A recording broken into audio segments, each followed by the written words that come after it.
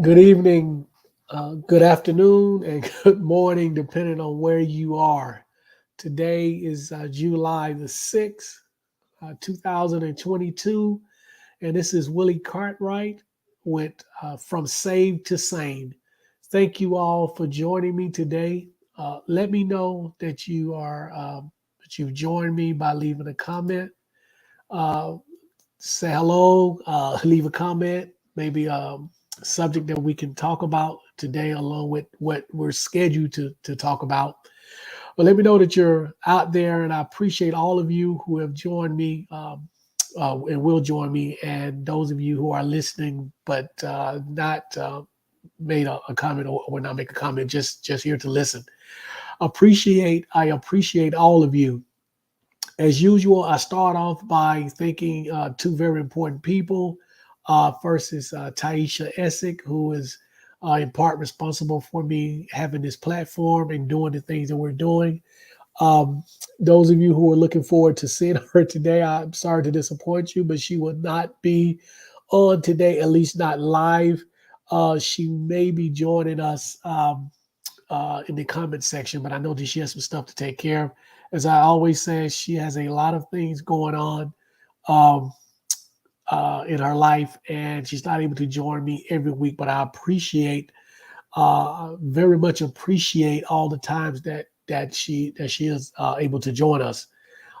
Secondly, I would like to say thank you to my wonderful wife, who is my backbone, my number one supporter, who's always there to again to support me. My wife, Salima Cartwright. So I appreciate you, dear, and appreciate all of you out there that's listening and tuning in. So today's topic is not all African Americans are religious. Not all. A lot of us are, but not all of us. So I want to elaborate on that. I want to talk about that. We want to talk about the reason so many of us are.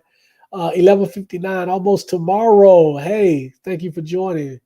Leave some comments or questions or concerns if you have any. But thank you for joining. So I wanted to talk about not all African Americans are religious. I want to talk about why so many of us are religious. Those of us who left religion, what have we turned to, if anything? Um, and then discuss why the ones who have left did leave and why there are more of us leaving religion. Is there something that we're replacing religion with? Um, talk a little bit about the history, our relationship with religion, um, and kind of talk about some alternatives to religion, replacing some of the things that you may get with religion.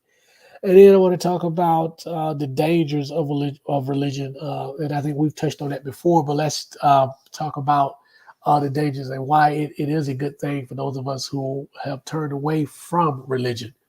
And in this podcast, I will briefly talk about my history because I think it's relevant here when we talk about not all African Americans are religious.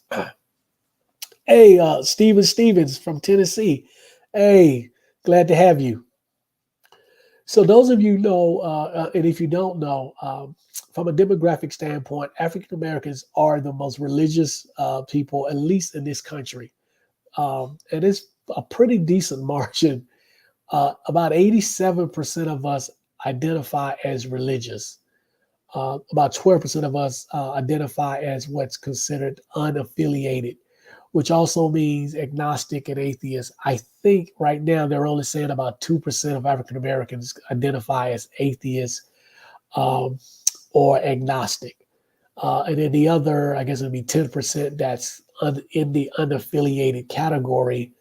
I'm assuming that they would be people who are kind of nonchalant about religion, who may or may not believe in a higher power, who may consider themselves spiritual but not necessarily religious. And those who just kind of like it is what it is, not a big deal. I'm not really concerned, those type people.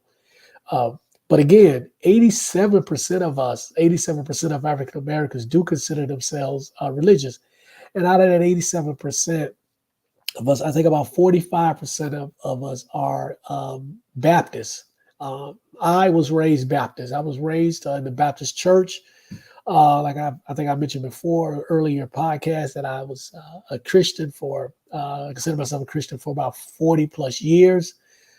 I'm not a person who likes labels. Um, I don't. I call myself a non-believer because I think it is all encompassing of people who've left the faith and who don't believe in the traditional God or the Abrahamic God or any of the other gods. And so, how I would define myself, I've never, for the most part, I think I've never really called myself an atheist. I have called myself an agnostic atheist, and let me kind of explain what that is.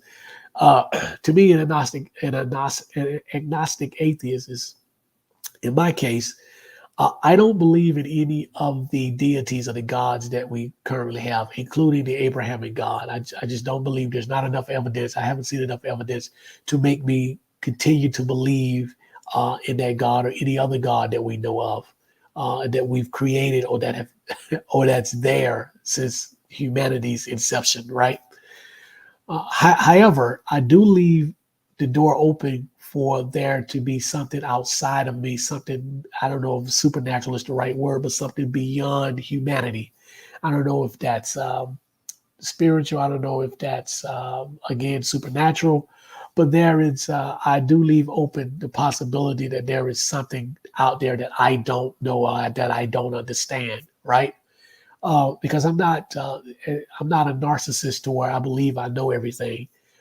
Clearly, there are many, many things that we, the human race, don't know, have yet to learn about, and may never learn about.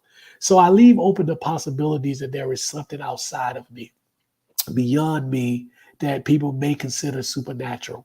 And obviously, people can um, call it a god or whatever title that they want to give it. But again, as far as the current gods, the gods that we've created as human beings or believe in as human beings, I don't believe in any of those. But I do, from an agnostic, for me, the term agnostic means that I don't know if there's anything else out there beyond me. I leave open the possibilities that there could be. So that's what we are. Stephen says agnostic refers to knowledge. Atheism is about beliefs. I think most of the atheists that I've spoken with, I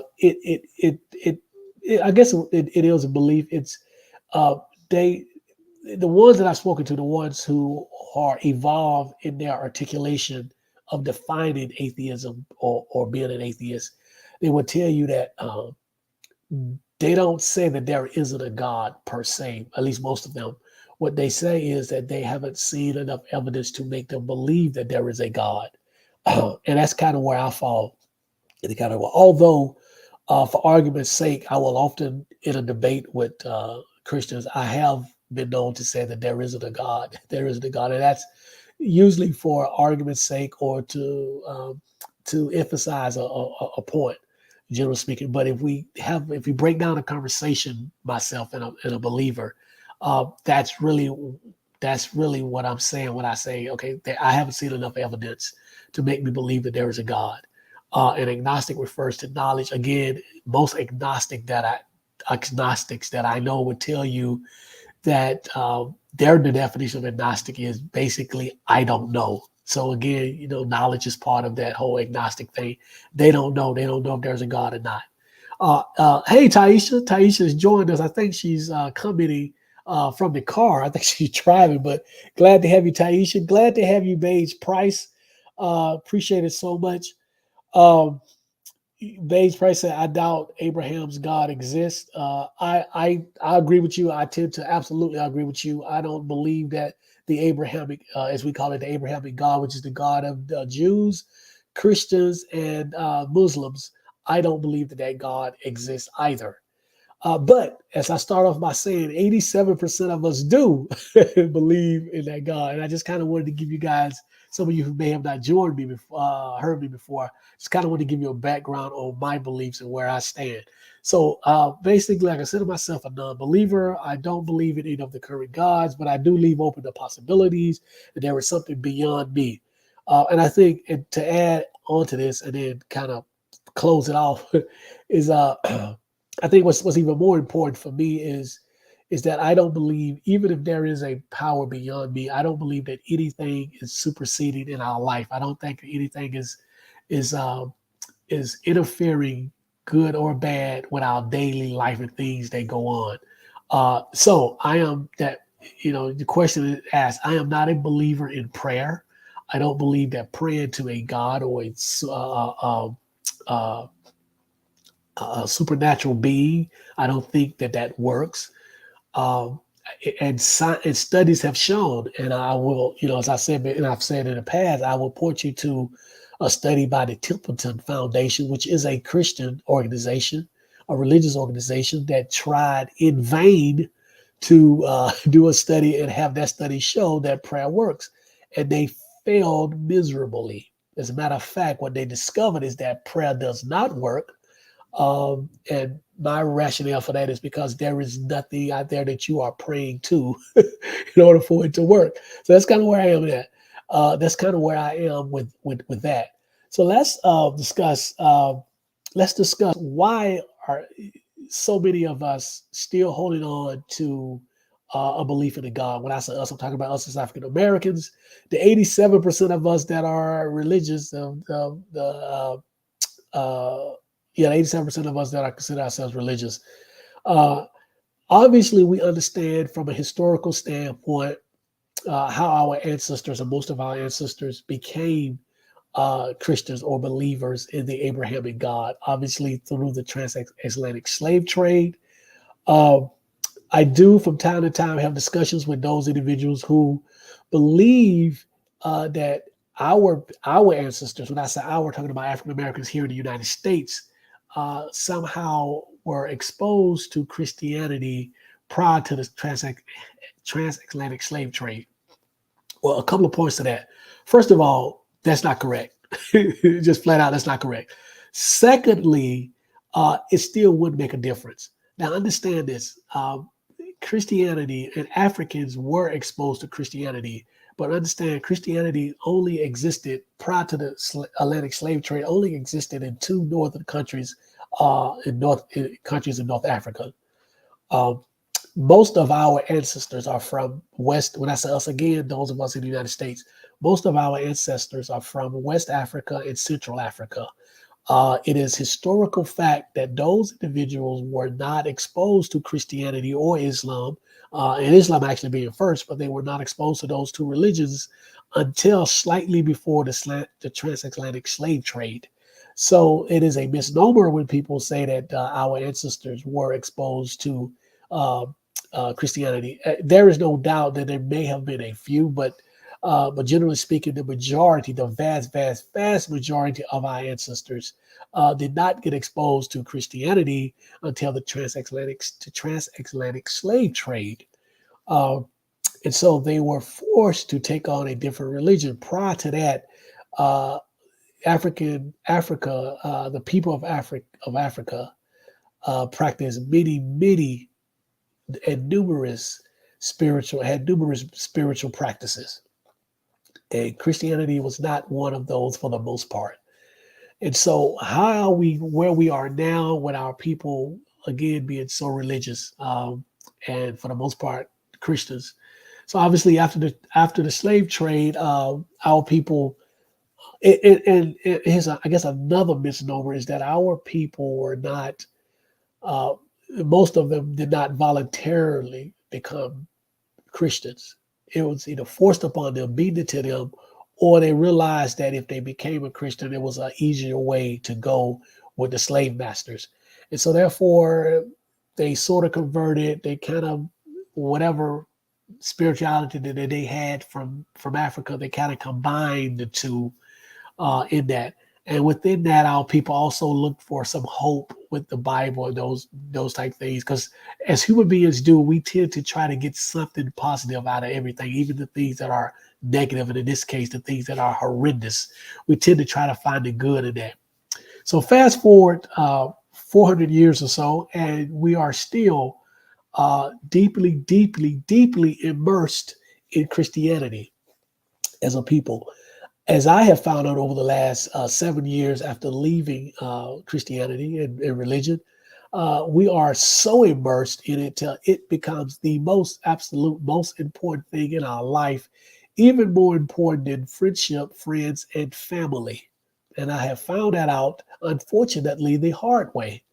And so religion, Christianity is so ingrained in us. I'm not sure if there's an opportunity for us to, or if we are ever will, um, on a large scale, leave Christianity.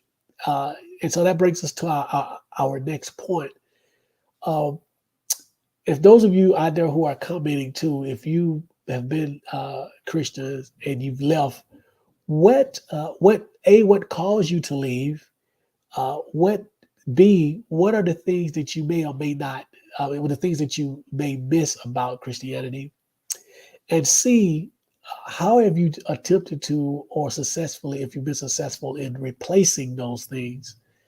And so let's send me some comments, let me know, and we can discuss those things. For myself, I just left. I left because it's just the information, the evidence just wasn't there, and I became inquisitive because there was obviously a lot of questions that Christians could answer, ministers and teachers could answer. I didn't miss. I don't miss really anything. I don't miss the social aspect of it. I don't miss um, the hanging out with other Christians for this reason here. To me, a lot of Christians are superficial. I know people who are one way in church and another way in person, right? Um, and I know people who were Christians and they put on a facade, and I just never really wanted to be or desired to have a friendship outside of the church with a lot of people that I knew within the church. Now I knew people who obviously I grew up with people that I was friends with who just happened to go to church. But as far as meeting new people in the church and then we becoming, buddy and friends after hanging out outside of church, I didn't have a lot of that, and I had some really weird situations with people who were church people. We may have gone over their house, and it was just kind of weird, really, really, really, really weird. I like Christians who are just real people. Understand you're human, you make mistakes, you do things. I'm good with that from that standpoint. I do hold pastors and deacons and those type people to a higher standard. Um, and so those are certain things that I would expect for them to do, but I don't think that that's being insincere based on how they may act in church. I expect them to act in church the way they do in person, outside of the church. And I expect that to be, pious or semi-pious. For the rest of the people, I just expect them to be human beings, and we all do things and make mistakes or whatever. It was nothing that I ever really missed when I left the church. And 7 years into it, there's nothing that I missed whatsoever. Um, Somebody said, Base Price says Sunday Saints and weekday devils. Yeah, absolutely. I thought they said Wednesday first. I was about to say, hey, they start on Monday. Actually, they start in the parking lot after the church service is over. If you've ever attended a mega church or a large church, and you've been a part of a service, and that service let out, especially let's say there's two or three services and you're in first service or the second service and you're caught in between, and there are people trying to come and you're trying to leave. The things that you see and the things that you hear from people who have just left church, the comments and the words and the behaviors of those people. So yeah, it starts really, really, really early.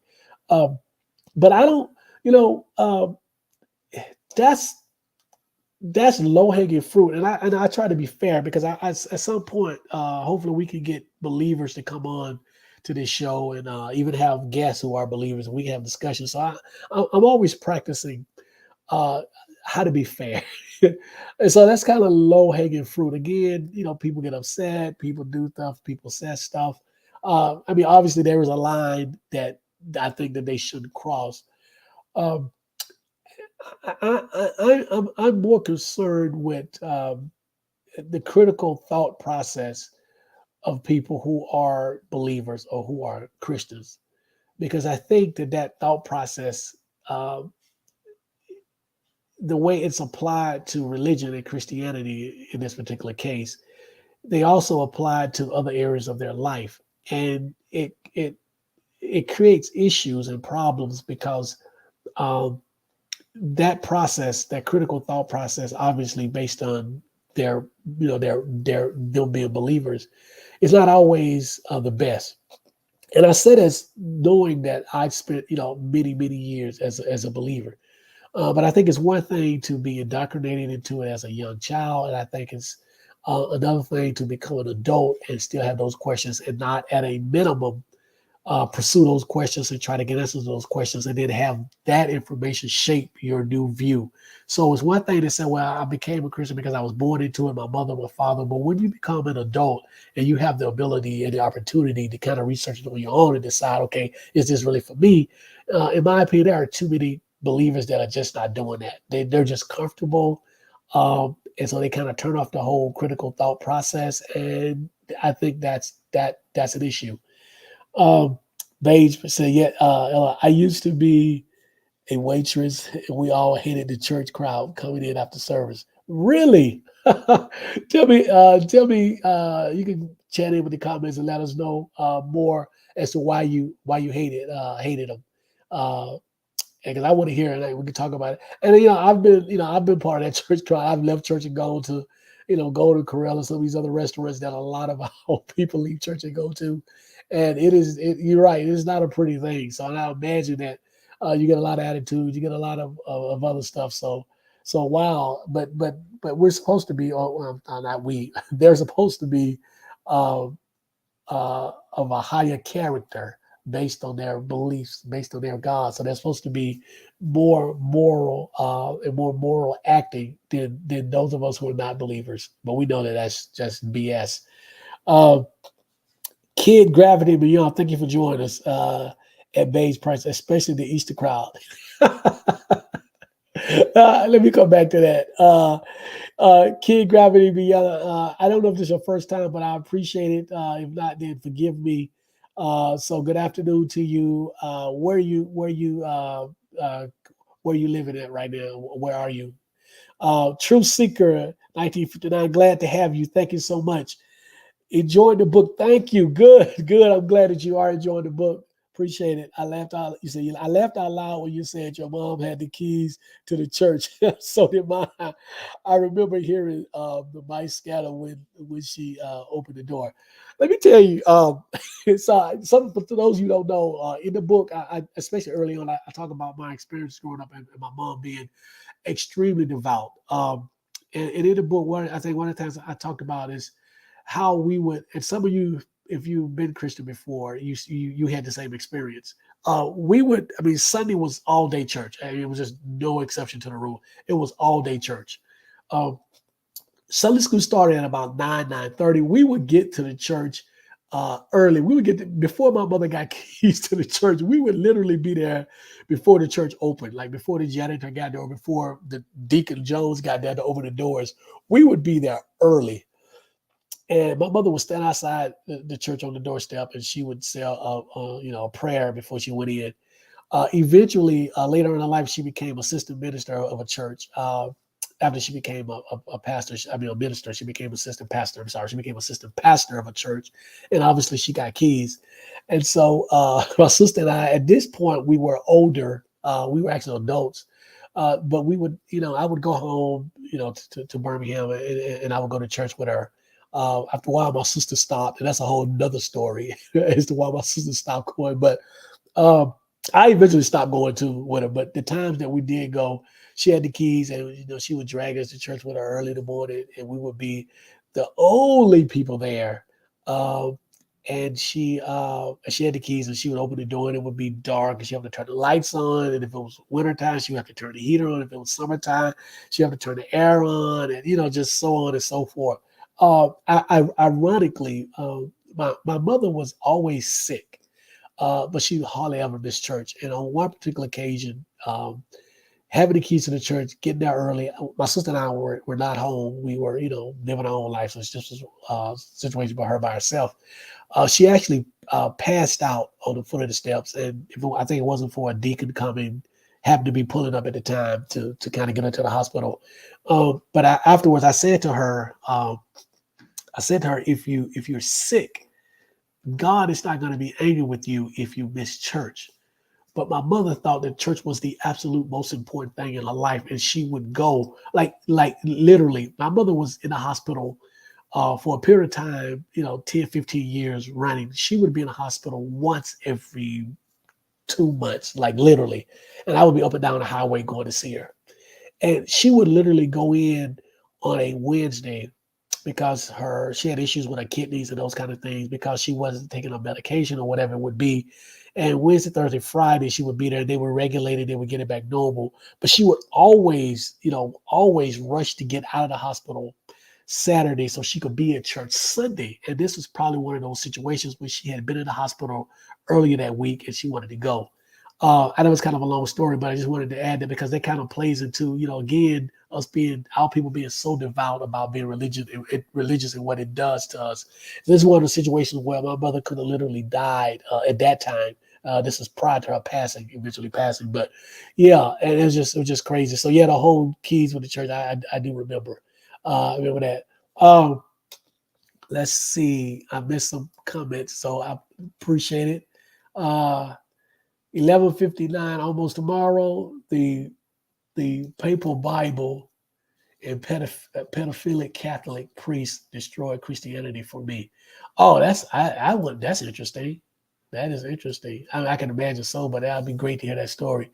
Those holier than thou. This is let's see. I'm sorry, I'm losing my. Okay, here we go. Kid Gravity Beyond. Those holier than thou people are in their high horses. Love coming right to the brunch at 2 p.m. when we're trying to transition into dinner service at 2:30. You're in Decatur. I'm also in Decatur. So yeah, right. Because we our people, we stay in church forever, right? 11 o'clock service, it starts at about 11:30, 12. If you're lucky, you're out by 1:30, 2 o'clock, right? But in between 2 and 3 is where our people go. Now that I don't attend church, and the rare occasions that I do go to a brunch spot or a breakfast spot, I know what time to get there. If I go on a Sunday, I can get there at 11 or 12. I'm good because I know our people are not there. The white people who go to the Catholic service or their churches where their service lasts literally an hour, and I attended one of those churches too for a while. We were literally in by 11, out by 12:15, like literally. And I was like, yo, I can do this for a minute. This is good. But anyway, absolutely. So that 2:30, 3 o'clock rush, I know it kills you guys. That is funny. Beige Price. They were rude, lots of complaining, being very bossy, of course. We wonder if they thought we should be working on Sunday or if they just look down on us. Well, they wanted you to work on Sunday because you was serving them. So, so they probably didn't have a problem with that whatsoever. Base person, holier than thou, for sure. Kid Gravity Beyond. Base price again. I saw an old lady trying to get across the street to church during an ice storm. She tried 3 times. I'm glad she gave up. Everything was ice. Yeah, one of the things I want to talk about today as well is just the dangers of, why I believe that it's just, I think it's just going beyond. I think we are so devout and we put church above everything else. I think also in my book I talk about my mother who would literally use her last bit of money to pay tithes in church. That reminds me of, we got to talk about Creflo Dollar in just a second, but that reminds me of how my mother would put her last money in church, and we literally 2 days later, I would literally come home from school and the lights would be out or the heat would be off.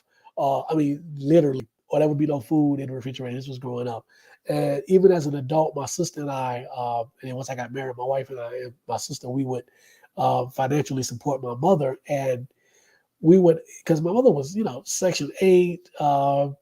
She didn't have a lot of bills, and we would always ask her, where's your money? Where's your money going? You have Social Security she was getting Social Security or whatever, anything else she was getting, a little money she could scrap together. But we were paying a lot of her bills, and we'd ask her, "Where's your money going?" And she would get upset with us and get mad because we asked where money was going. But I knew, and we knew that a lot of her money was going to the church, and she would, she was never able to get anything in return. And so that in itself is dangerous. I know a lot of young people who grew up like that, who, they're young people now, where they're young adults, but they watched their mothers go through the same thing that my mother went to, and they watched their grandmothers go through the same thing. And they're saying to themselves, there's no return on investment for this. We've been doing this, and I look around and we're still poor, we're still sick, we're still devastated, our communities are still in shambles. And a lot of those young people are deciding to go a different path. They're deciding to go a different route.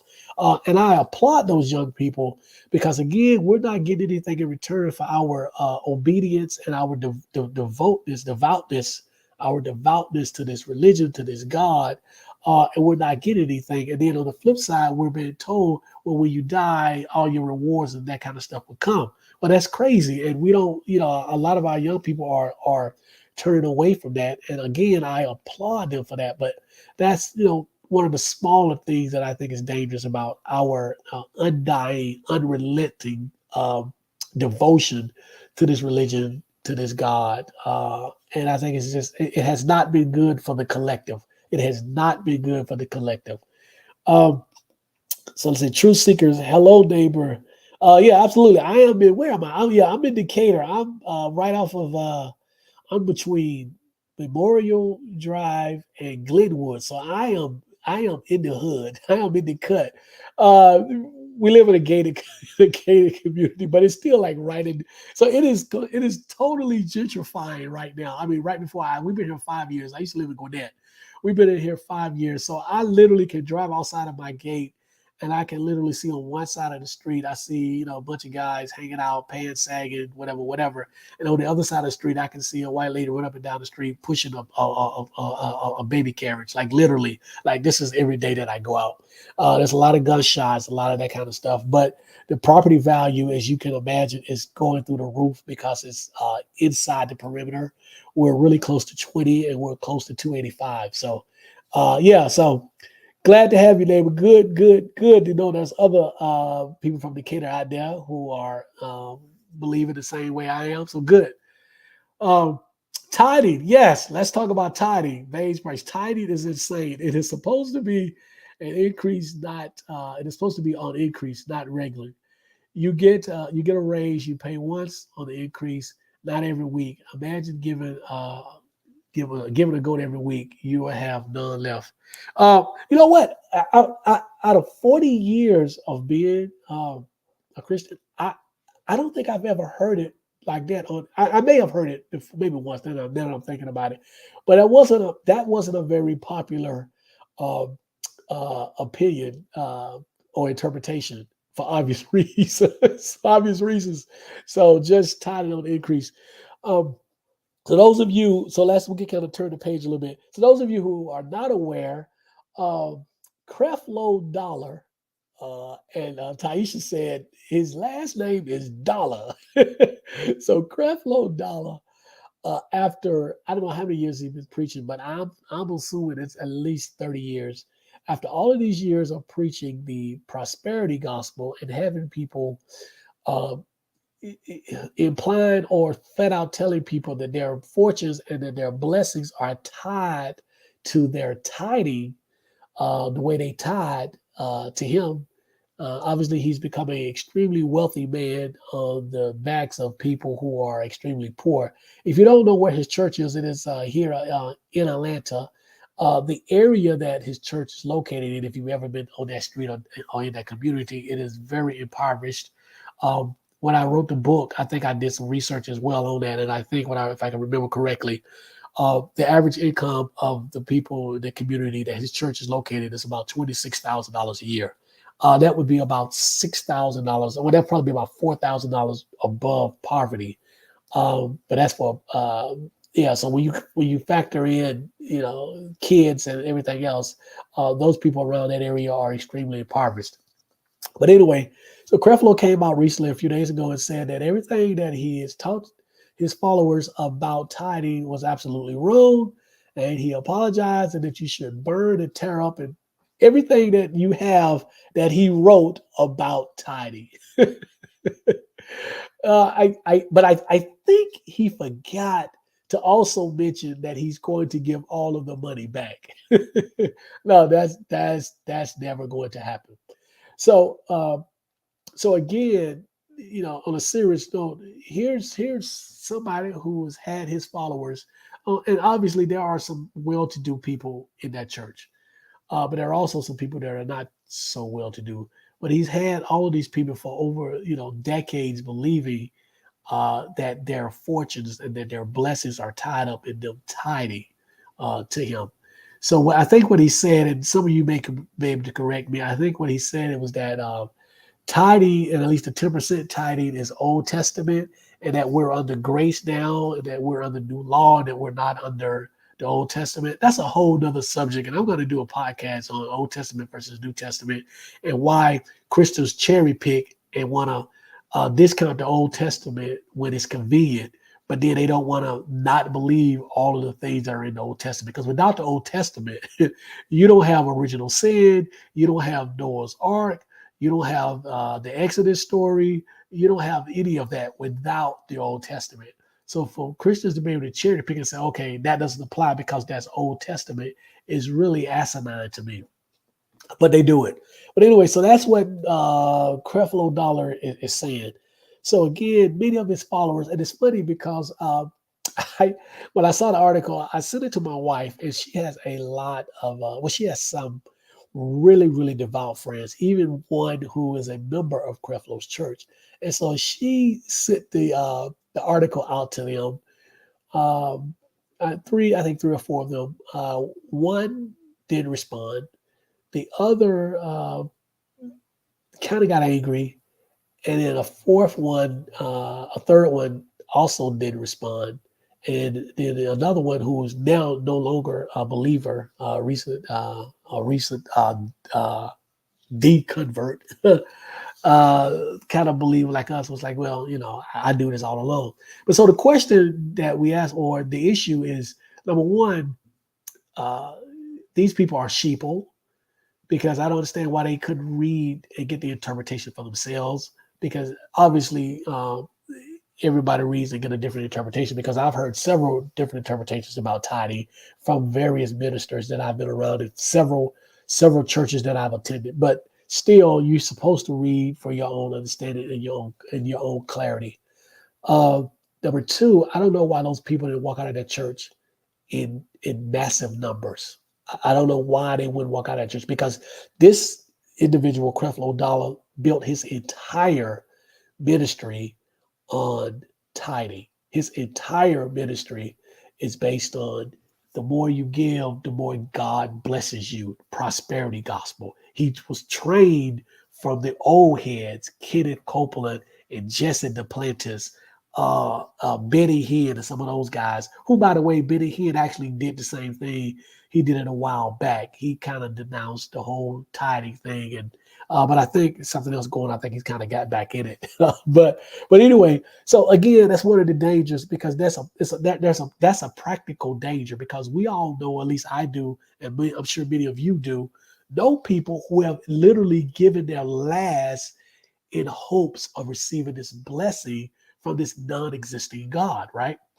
They really believe that the more they give, the more they would be blessed.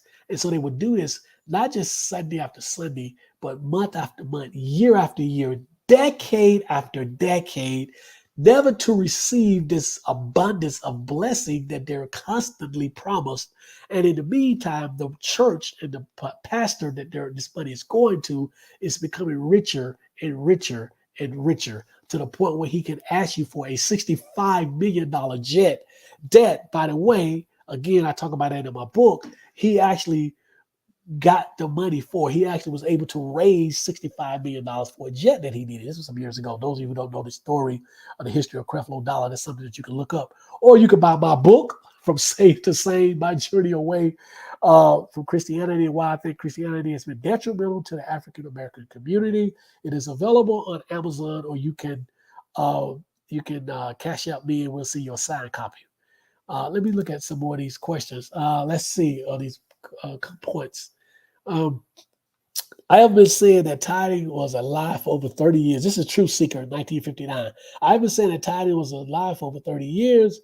He knew it way before now. Please let me be in on the tithing podcast. I'm an expert. Absolutely. Truth Seeker. Yes, I am. I need to write your information down. I guess I can just hit you at Truth Seeker. I can send you a link to be on here as well. Truth Seeker. Yeah, we need to do we absolutely need to do one on tithing. Absolutely. But yeah, so I've said the same thing. I know people who almost believe that he's been sincere, that he came to some enlightening.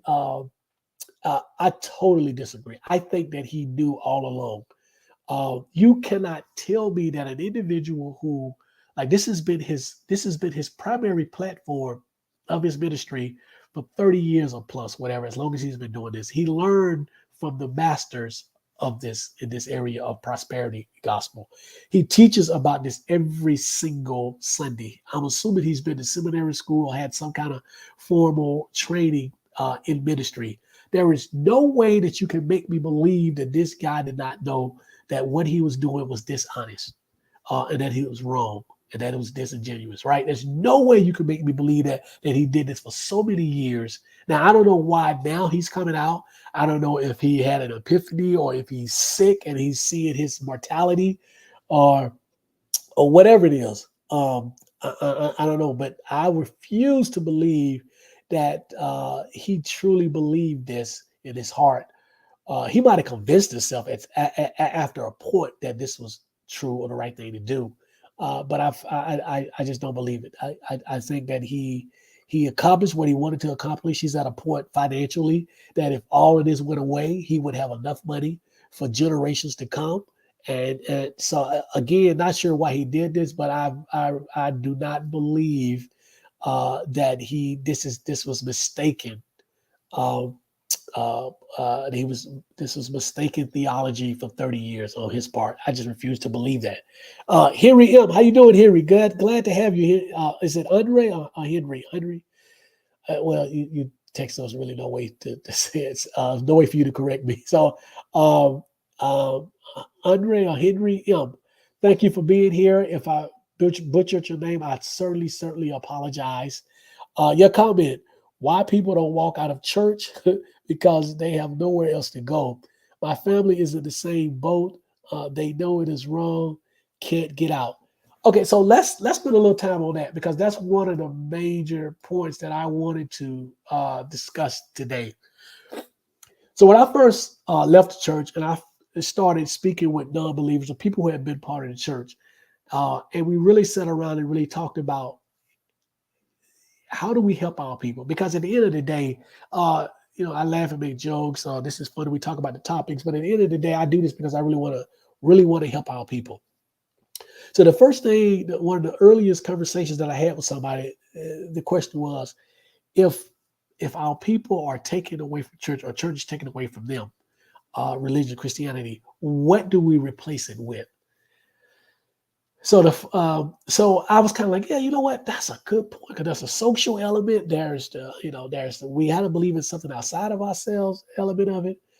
But then after a few years and kind of doing my own research and kind of developing my own opinion about it, I came to the conclusion that when you're presented with the truth, right?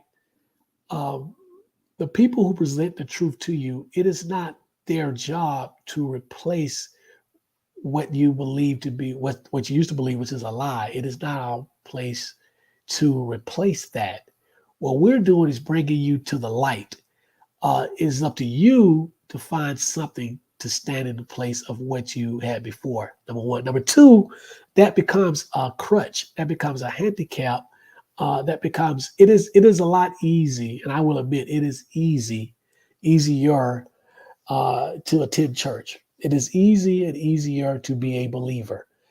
It is easy to believe that there is someone outside of you more powerful than you that is looking out for you and looking out for your best interest. It is easier to say when times are hard, when you can't make it, that there is some uh, fictional, mythological super being that you can turn to and turn your problems over to, and that will solve it.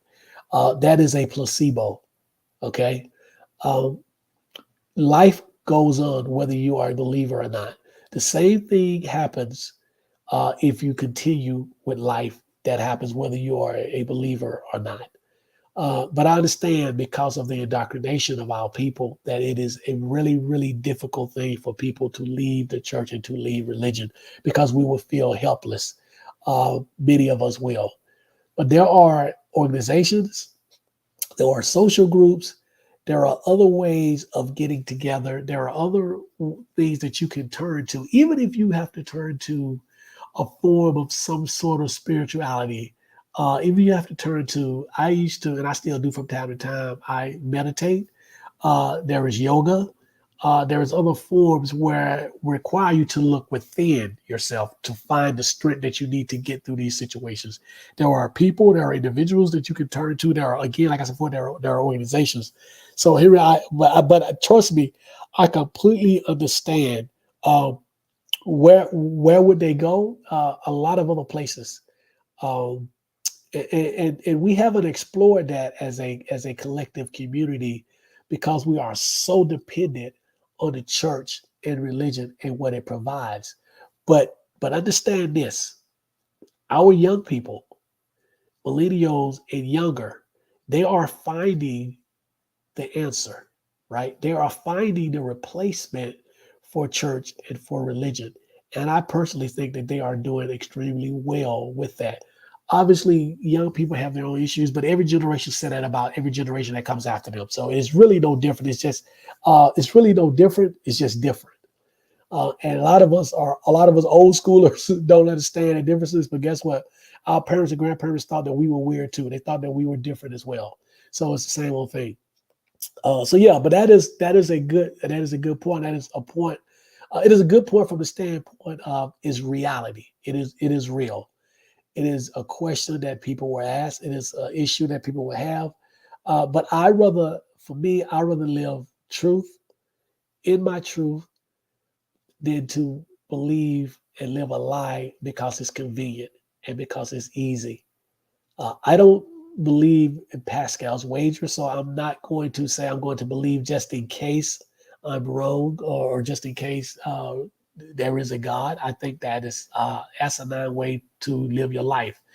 But I think as a person, as an individual that is now in this space of trying to help people to get beyond religion and get beyond Christianity, that is a question that myself and others like us have to be ready for. And we have to come up with some sort of answer, some sort of way of pointing people in a different direction. Like I said before, there are organizations for non-believers or atheists or humanists or skeptics or whatever you want to call yourself. There are organizations out there that provide the social aspect of it. Um, I think you look within to find the emotional support, or you look to friends or family or other people for the whole emotional support of it. But we cannot allow comfort to hold us hostage to religion and to a belief system that has been detrimental to our community for decades and even centuries, right? So I think it's time for us just to pull the safety net away and do some really deep soul searching, as old people used to say. And let's find a different method. Let's find something else that's going to give us what religion has always given us. We don't know because we haven't tried. So I appreciate that, Henry. Um, let's see. Church of Christ and Jehovah Witness never tied. You know what? I'm trying to. I don't. So I was Church of Christ for 3 years. It's a long story, but I was Church of Christ for 3 years. My first wife, we were married for 3 years. She was Church of Christ, and they insisted that I had to become Church of Christ in order for us to get married. I was young. I was 27. Um, so I converted to Church of Christ, and I don't remember. I don't remember tithing. You're right. It's such a blur. I mean, it's been a long time. I might not look that old, but I'm older. I'm probably older than what I look. But it's been a long time. But I don't remember. Jehovah's Witness. I had an aunt who's Jehovah's Witness. My father-in-law was raised in Jehovah's Witness. I need to ask him, did they ever tie it at all? But I'm sure you're right. I'm not questioning. I'm sure you're right. I want to ask him, what did they do? How did they give? Or how did the church support itself? True Seeker, how did the Church of Christ and Jehovah's Witness support themselves? I know there's an organization. I think the Lutheran, they actually use they actually use, and I think this is ingenious. They actually have older people in the church take out insurance. At least this is what I was told, and I need to do some research. But this is what I was told years ago about. I think it was the Lutheran church. They will actually have older members of the church have insurance policies and name the church as the beneficiaries. If they didn't have a family, or maybe if they did have a family, part of the resources from the life insurance policies would go to the church, or even there may have even been a separate policy taken out by these older individuals in the church. And so when they pass along, so when they pass, the money went to the church. The church was the beneficiary of these life insurance policies. And I thought that was a great idea at the time that I heard it. Was years ago. And so those of you who know anything about the Lutheran faith, let me know if I'm wrong about that. And I will do some more research. And if I'm wrong, I will do a clarification next week. Truth Seeker, voluntary donations. Oh, that's cool. That is, I like that. Okay. All right. That makes a whole lot of sense, instead of almost mandating that you give a 10% of your offering. So I like that. Okay. Who is this? Mr. KGB1. Is that correct? Mr. KGB1, thank you for joining. You said, I said black people really start believing in self and each other. That is where I am. That is where I've been. I think somebody asked me on one of my Facebook posts. If you guys don't follow me on Facebook, I will give you my follow me on is WC O'Neal, Oneal. And so every Sunday, or just about every Sunday, I post what's called Good Morning Saints, and it is always something that is anti-religion. It's something that challenges people on their way to church. It is, I think this past I posted something about people only created religion because they didn't have answers to the things that they were seeking answers for. But I've posted stuff about the flood, and why did not the flood, but the Exodus story, and why did God kill everybody? I mean, I posted all kind of stuff, but every Sunday I do this, and the arguments with believers will go on for the entire week. So if you want some good comedy, but that's something that'll be part of it. And the reason why I brought that up is because someone asked me one day on one of those posts, what do I believe in? And I said, me. And it kind of blew them away, because again, black people are not used to that. We no matter what it is, we give all credit to God, because we're told that we should be so humble, and so we confuse humble with being proud, not prideful, but proud. You can be proud. Be proud of your accomplishments. Be proud of, if you don't acknowledge your own accomplishments, no one else will. There is nothing wrong with being proud of the things that you've accomplished, or who you are, or the person that you became, right? Black people, I don't care. I don't even watch award shows anymore, but I know for a fact that an artist can write and sing the most despicable music ever created, and he can win an award, or he or she can win an award at an award show, and the very first thing that he or she will do when they get up to receive an award for that garbage, that poison, is, I like to thank God for this. It doesn't even make sense, but it's something that we've been trained and been put into us, that we are not responsible for our own good actions. Everything good that happens to us is not our own doing. It is of God. It is a blessing from God. I don't care how hard you work. I don't care what the sacrifice is. I don't care how much blood, sweat, and tears. It is always God. But yet we don't give God the blame when things don't go our way, or when bad things happen. For some reason, he escapes blame, but he gets all of the credit, right? So, yes, absolutely. I agree with you 100%. We need to love us. We need to appreciate us, and we need to turn within, turn to us. Absolutely. Self and each other. Absolutely agree. I would say Jehovah's Witness is a covered real estate and printing business. They make tons of money in real estate. Oh, really? I did not know that. Learn something new today. Thank you so much. That is wow. Okay, I appreciate that. That now I know. Good deal. Somebody agree with you. I mean, Henry agreed with Mr. KGB. Is it KGB one? Yeah. No, I'm sorry. Yeah, KGB one, Mr. KGB one. Absolutely.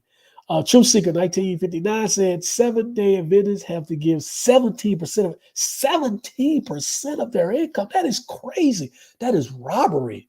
There's no way. So I would not be a 7-day Adventist. I'm too cheap. I'm too tight with my money. There's no way in the world I would be a 7-day Adventist. That is insane. I did not know that either. Okay.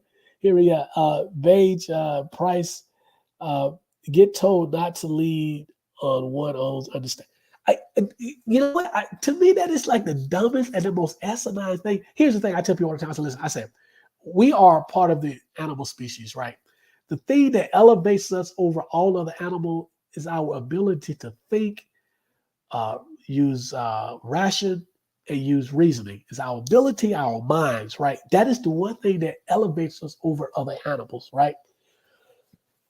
But in order to be religious, in order to be a follower of most of these religions, you have to turn that aspect of your being off.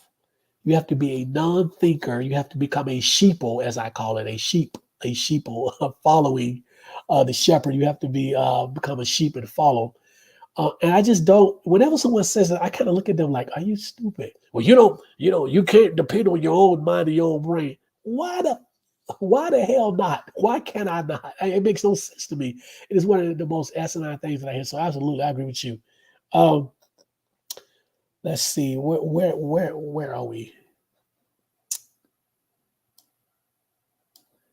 Beige Price said, Truth Seeker 1959, as an X7 day, we gave 10%, but on our pay before taxes, the gross amount.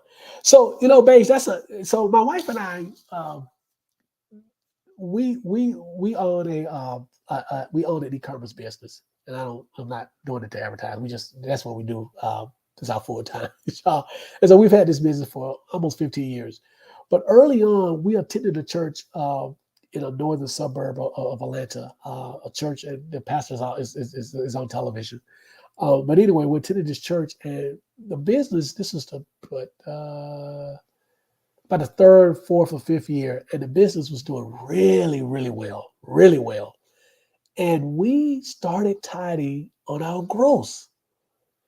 And I'm telling you, it. When I look back, my wife always tells me stop thinking about that because I get really, really angry because the amount of money we gave over a 3-year period, I'm telling you, well into the six figures. We tied it on our gross, and it was a lot of money. And so years later, when times were not as good with the business, because that's just the business cycle. It happens to every business. It happens to everyone's life. I would look back and say, "Wow!" If we still had some of that money that we gave, so I was confused. I really didn't know. People again, there are different interpretations to tithing. Is where you tithe, how much you should tithe. Is it from your gross? Is it from the net? So for a while and then altogether, we eventually stopped tithing altogether and eventually left the church. But yeah, that's a sore spot to me. I wish you would have brought that up. That's a sore spot. But I appreciate it. I appreciate it.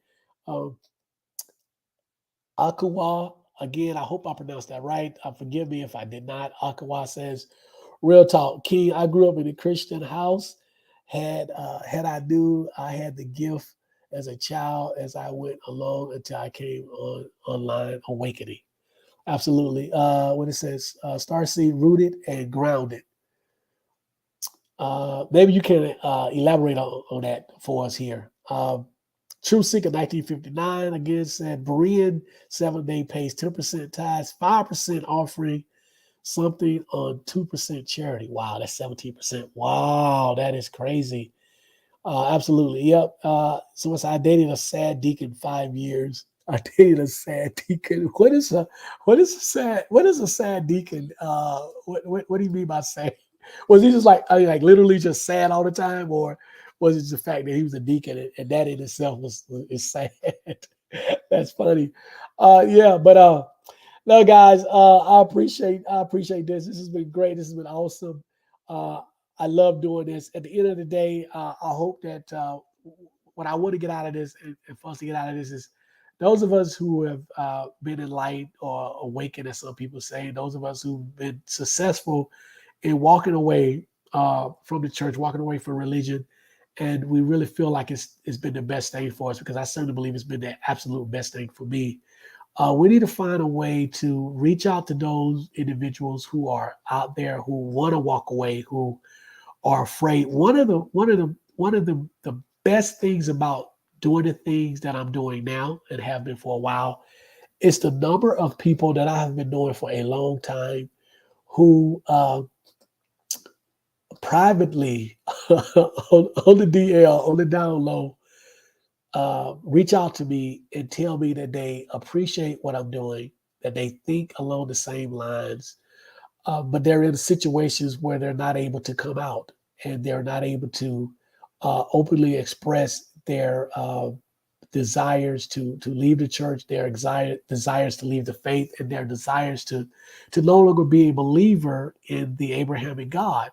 And so they appreciate me for being open and vocal about it and challenging people and accepting all challenges, because which is what I do. And so what we try to do here is create a space that they can come. I try to be an individual that provides an opportunity for people to come to and talk about this. I've gotten all kind of emails and messages and texts and um, DMs from people who have just, said, have just kind of spilled their guts. I've been a Christian for so long. I'm still a member of the church, but I can't leave because my family will look at me crazy, or my wife will leave me, or my husband will leave me, or I got a buddy who I can't leave the church because I work for the church. It's my livelihood. But the things that I've seen and the things that I've learned, I could never. Once I get out, I'm gone. So this is really awesome.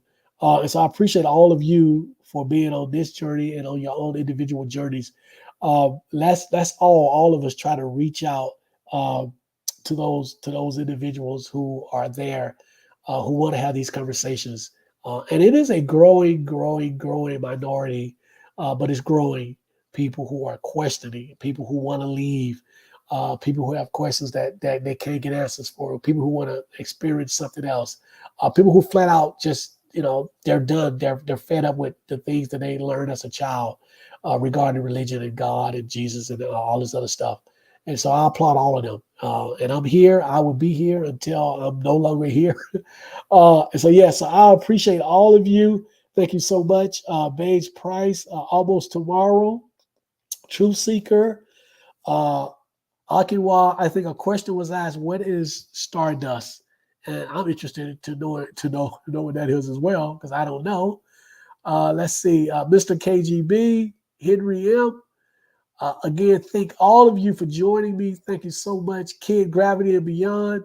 Taisha, I know she's still on, but thank you so much, Taisha. Thank you for everything. Y'all know Taisha is a wonderful, wonderful, wonderful individual. You guys, if you don't follow her, please follow her. She has channels. She pretty much she talk about everything. So, but she is an awesome individual. Those of you who don't know, if you know Taisha, she is what's the saying? She is with child. She's expecting her and her wonderful, wonderful mate. They are expecting.